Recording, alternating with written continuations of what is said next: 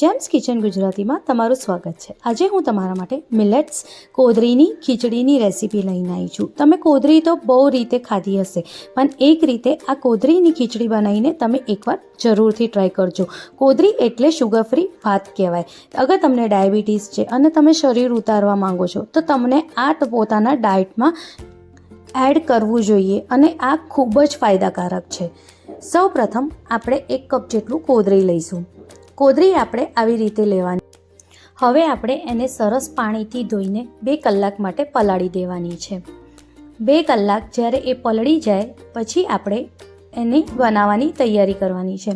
સૌપ્રથમ આપણે એક કુકર લેવાનું છે, એમાં 2 ચમચ જેટલું આપણે તેલ ઉમેરવાનું છે। હવે એમાં જે આપણા મસાલાના ડબ્બામાં ચમચી હોય એની 1/4 ચમચી જેટલી હિંગ ઉમેરવાની છે। હવે એ જ ચમચીનું 1 ચમચ જેટલું આપણે રાઈ અને 1 ચમચ જેટલું જીરું ઉમેરીશું।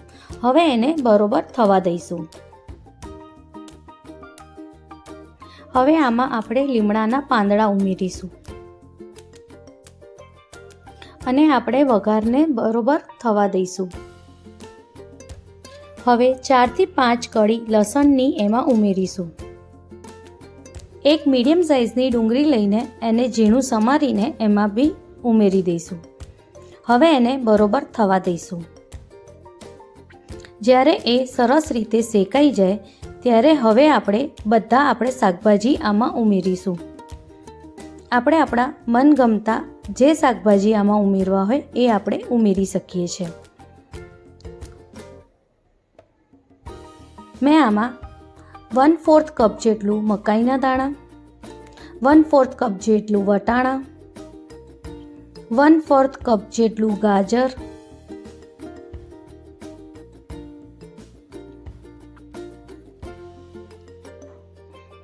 1/4 કપ જેટલી ફણસી બધાને ઉમેરીને આપણે સરસ રીતે મિક્સ કરીને એને થોડીક વાર માટે એને થવા દઈશું। જ્યારે એ સરસ રીતે શેકાઈ જાય ત્યાં સુધી આપણે એને થવા દેવાનું છે। હવે આપણે એક મીડિયમ સાઇઝનું ટમાટર લેવાનું છે અને એને બી ચોપ કરીને આમાં ઉમેરવાનું છે।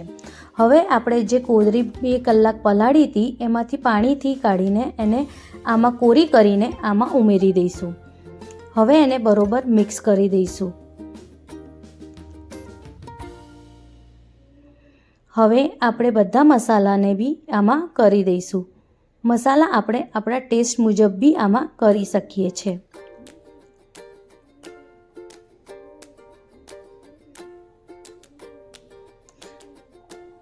મેં અહીંયા મસાલાની ડબ્બાની જે નાની ચમચી આવે છે એમાંથી 2 ચમચ જેટલું લાલ મિર્ચ પાવડર, 1 ચમચ જેટલું હળદર પાવડર અને 2 ચમચ જેટલું ધનિયા પાવડર આમાં મેં ઉમેર્યું છે અને નમક સ્વાદ અનુસાર।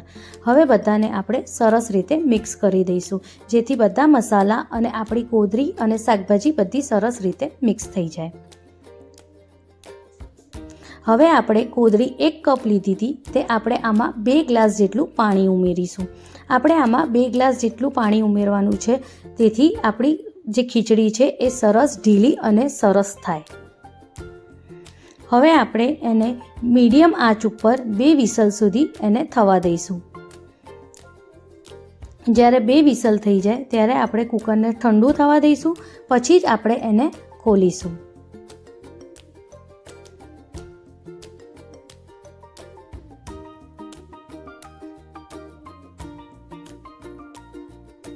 જો રેડી છે આપણી ખીચડી।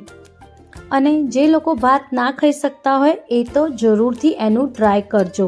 આ રેસીપી તમે એકવાર ઘરે જરૂરથી બનાવજો અને મને કમેન્ટમાં જરૂરથી કહેજો કે તમને આ રેસીપી કેવી લાગી। અગર તમને મારી આ રેસીપી ગમી હોય તો મારી ચેનલને લાઈક, શેર અને સબસ્ક્રાઈબ કરવાનું ના ભૂલતા। અને અગર તમે મારા ચેનલ પર નવા છો તો બેલ આઇકનને બી દબાવવાનું ના ભૂલતા જેથી તમને આવી રીતે નવી રેસીપીઓનું નોટિફિકેશન મળતું રહે। Thank you.